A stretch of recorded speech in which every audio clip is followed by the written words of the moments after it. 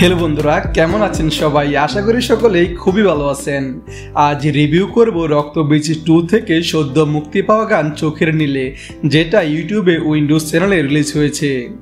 গানটিতে অভিনয় করেছেন মিমি চক্রবর্তী আর আবির চট্টোপাধ্যায়। গানটা শুরু থেকে বেশ মুডি আর ইমোশনাল।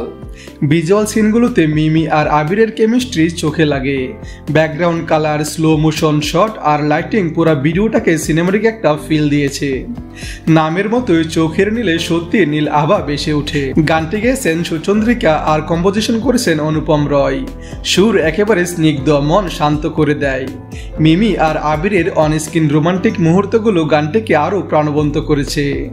লোকেশন, কালার প্যালেট আর ক্যামেরার ওয়ার্ক একেবারে সিনেমাটিক লেভেলের।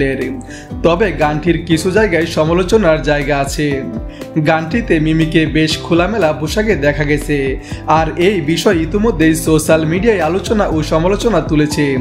কেউ কেউ বলছে এটি সিনেমার আবহের সঙ্গে যায় না, বরং অযথা গ্ল্যামারাইজড মনে হয়েছে।